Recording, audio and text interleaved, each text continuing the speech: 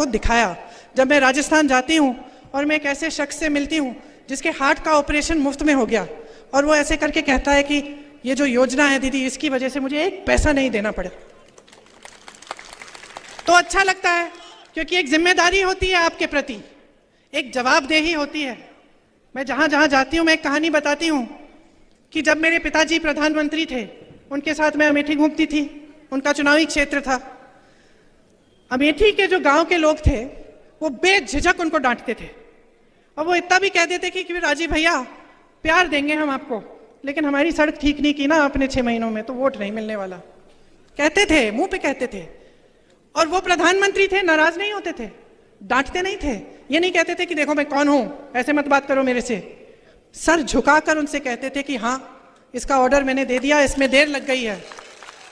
ये इस देश की परंपरा है। बहनों और भाइयों, जब हमने आजादी की लड़ाई लड़ी ना, आपके पूर्वजों ने भी लड़ी, हमारे पूर्वजों ने लड़ी, जब ये लड़ाई लड़ी तो इसलिए नहीं लड़ी कि आज भी आप आजाद ना हो। इस आजादी का मतलब क्या था? इस आजादी का मतलब था कि जो शक्ति है, देश की जितनी भी शक्ति है, देश की जो संपत्ति है, वो आपके हाथों में हो। ये इसी को आजादी कहते थे। वरना अंग्रेजों में और यहाँ के शासकों, अब नए शासकों में क्या फर्क है? अगर आपके हाथों में ये शक्ति नहीं होती वोट की, कि आप हर 5 साल बदल सकते थे सरकार, और अगर कोई जवाबदेही नहीं होती आपके प्रति कि नेता थोड़ा घबराए, यहाँ जब आपके सामने आए तो थोड़ा बहुत घबराए कि भाई मैंने इनका काम नहीं किया, इस बार मैं नहीं चुना जाऊंगा। ये शक्ति आपको लोकतंत्र के जरिए, आपके संविधान के जरिए आपको दी, और कई महापुरुषों ने इसके लिए अपनी जान दी। कई लोगों ने अपना खून इस धरती की मिट्टी में मिला दिया ताकि आप आजाद हों, ताकि आप अपने नेताओं से जवाबदेही मांगे, ताकि आपको सरकार अच्छी नहीं लग रही है, आपको लग रहा है कि गलत हो रहा है आपके साथ, आप उसको बदल पाए। तो अब मेरी शिकायत है आपसे, क्या कर रहे हैं आप? अपनी परिस्थिति देखी। मैंने सुना है यहाँ पे आप ही के क्षेत्र में तमाम निर्दोष लोगों पर फर्जी केस लगा के जेल में डाल देते हैं, है? देखिए, मैंने पहले ही कहा, मजाक में कहा, लेकिन मैंने कहा कि गृह मंत्री हैं, यहाँ के जो प्रतिनिधि हैं, गृह मंत्री हैं, इनका काम क्या है? इनका काम है कानून को लागू कराना, मतलब जनता को सुरक्षित रखना। और किसकी सुरक्षा कर रहे हैं? यहाँ के गुंडे, यहाँ के माफिया, इनको किसका संरक्षण मिलता है? जब आप परेशान होते हैं, आपकी कोई समस्या उठती है, तो आप जा पाते हैं इनके पास? अपना काम करा पाते हैं? आते हैं आपके घरों में? ये कभी पूछने आते हैं कि आपका जीवन कैसा चल रहा है? तो भाई आपने चुना क्यों? वोट मांगने आते हैं, ठीक है, वो तो वोट मांगने आते हैं, तो आप क्या अंधे हो गए कि आप अंधाधुंध वोट दे रहे हैं? नहीं ना। अरे जागरूक बनो, जागरूक बनो बहनों और भाइयों।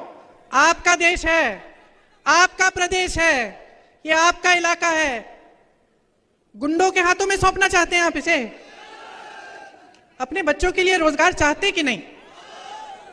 स्वास्थ्य सुविधाएं चाहते कि नहीं? शिक्षा की सुविधाएं चाहते कि नहीं? तो जागो, जागो। देखो, आज देश में ना एक अजीब सा सिलसिला बन गया है। ये पावन धरती है, इसीलिए मैं ये बात यहां खास तौर से कह रही हूं। धर्म के नाम पर जो आपका वोट लेने आता है, उसके मन में एक बात बहुत अच्छी तरह से बैठ गई है। आप ये बात सुन लो भाई और बहनों, ये बात बैठ गई है कि मैं कुछ भी कर लूंगा, मैं चाहे एक काम नहीं करूं जनता के लिए, मैं चाहे एक सड़क ठीक नहीं करूं, एक टूटी में भी पानी ना आए, समस्या उठी किसानों की, मैंने आंख मूंद के दूसरी तरफ मैंने देख लिया, मैं सब कुछ कर सकता हूं, बशर्ते चुनाव के समय मैं मंच पे खड़ा होकर धर्म की बात करूं। लोगों के जज्बात उभर जाएंगे, लोग धर्म की बात मानते हैं, और धड़ाधड़ मुझे धर्म के नाम पर वोट मिल जाएंगे। ये बात सही है कि नहीं है? जो नेता ये समझ गया है कि मुझे काम करने की जरूरत नहीं है, मैं धर्म या जाति की बात करूंगा और उस आधार पे मुझे वोट मिल जाएंगे, वो नेता काम बंद करना शुरू करेगा।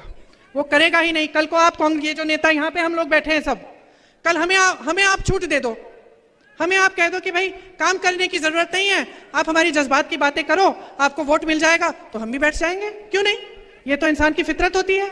जब जवाबदेही नहीं है, जिम्मेदारी नहीं है, तो इंसान बैठ जाता है। घर में ऐसा होता है, आप अपने बेटे को कोई जिम्मेदारी ना दो, उसको खिलाते रहो, पिलाते रहो, घर में बैठा रहता है। क्या करेगा? बाहर जाके नौकरी ढूंढेगा? नहीं ढूंढेगा। जब बेटा गलत करता है, काम नहीं करता, या मान लो कहीं किसी के घर में चले गया, कुछ उठा के ले आया, तो माँ उसको डांटती है, उसको थप्पड़ मारती है, कहती है कि क्या चोरी करके लाया, जा वापस दे, कहती है कि नहीं? तो तुम बच्चों को डांटते हो, बच्चों को सुधारने की कोशिश करते हो, नेताओं को क्यों नहीं सुधार रहे? ये आपकी धरती है, बार बार मैं कह रही हूं, आपकी अमानत है, बार बार मैं कह रही हूं। लोकतंत्र ने शक्ति आपको दी है, ये जो आपका वोट है ना, सबसे बड़ी शक्ति है। इसको मत नकारो, इसको खाम खा धर्म के नाम पर, जाति के नाम पर मत दो। इसको एक ही आप एकदम अपना ध्यान जो है ना केंद्रित कर लो अपने विकास पे, अपने भविष्य पे, अपने बच्चों के भविष्य पे। आपको याद है महाभारत में जब अर्जुन ने यूं अपना बाण पकड़ा, एकदम अपना ध्यान केंद्रित कर दिया मछली की आंख पे, उसी तरह अपना ध्यान केंद्रित करो, नहीं तो छूट जाएंगे 5 साल और।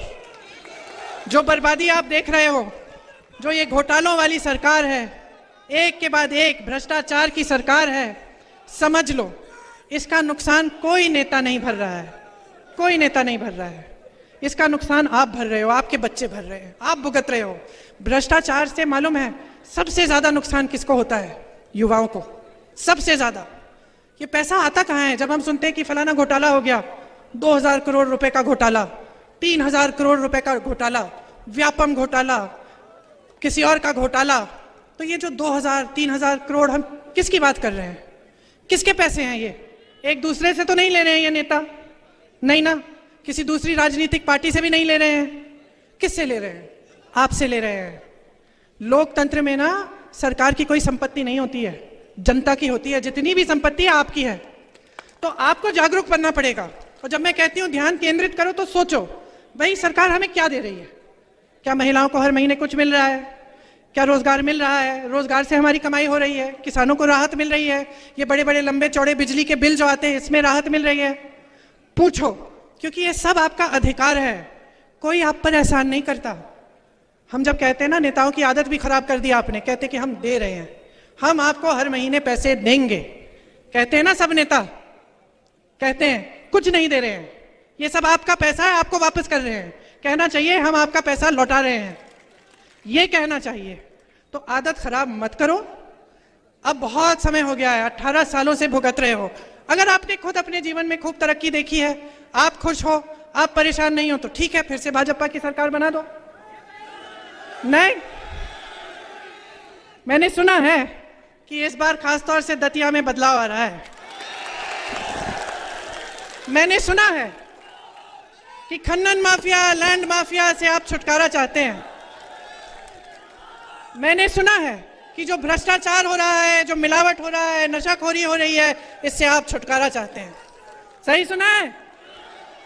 तो मन बना लो, मन बना लो भाई और बहनों, इतना मुश्किल नहीं है, एक वोट की बात है। आज आखिरी दिन है प्रचार का, सोच समझ के अपना वोट दो। मेरी दादी जी इंदिरा जी कहती थी कि जनता में सबसे ज्यादा विवेक है। जब जनता ने उन्हें हराया, मालूम है आपको, 77 में उनको हराया, अपनी ही सीट हार गई थी, काफी समय के लिए मायूस थी, घर में ही बैठी रहती थी, कुछ महीनों के लिए कमरे में ही रहती थी। उस समय उन्होंने ये नहीं कहा कि जनता ने गलत किया, उस समय उन्होंने ये कहा कि मुझसे कुछ गलती हो गई होगी, मैंने कुछ ऐसा किया है जिससे जनता नाराज है और मुझे उसमें सुधार लाना है।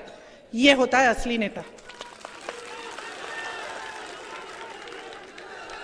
तो इंदिरा जी कहती थी कि जनता में सबसे ज्यादा विवेक है, उनके दिल में आपके लिए श्रद्धा थी, वही श्रद्धा हम सबके दिलों में है।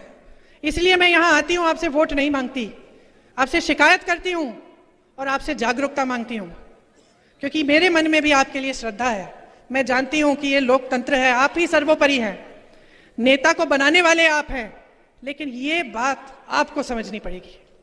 जब मैं कहती हूं ध्यान से सोच समझकर अपना वोट डालो, तो मैं यही कह रही हूं कि समझ जाओ कि आपके इर्द गिर्द क्या हो रहा है, क्या आपका इस्तेमाल किया जा रहा है, आपके जज्बातों के नाम पर, धर्म के नाम पर आपसे वोट मांगा जा रहा है, लेकिन काम के नाम पर कोई नहीं मांग रहा। आप एक ऐसी नई परिस्थिति बना लो ना कि जो भी आपके मंच पे आए या तो आपके विकास का काम की बात करे या फिर आप सुने ही नहीं। नई परिस्थिति बनाओ। आप सोचो, हम 10-20 नेता बैठे हैं, आप हजारों की जनता हो।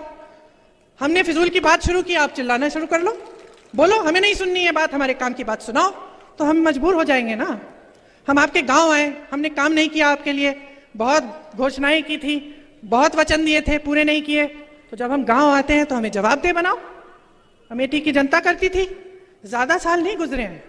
बस ये हो गया है कि आपको जो धर्म के नाम पर जो जिस तरह से आपके सामने जो प्रचार किया गया है उससे आपका नुकसान हुआ है, क्योंकि किसी को धर्म का इस्तेमाल नहीं करना चाहिए। धर्म हम सबके दिलों में है, हम हिंदुस्तानी हैं, चाहे किसी भी धर्म के हों। धर्म में हमारी बहुत आस्था है। तो मैं सिर्फ ये कहना चाहती हूं कि नेता के दिल में भी जनता के प्रति आस्था होनी चाहिए, वही आस्था होनी चाहिए, क्योंकि नेता का एक ही धर्म होना चाहिए, आपका विकास, आपकी तरक्की, आपको सशक्त बनाना।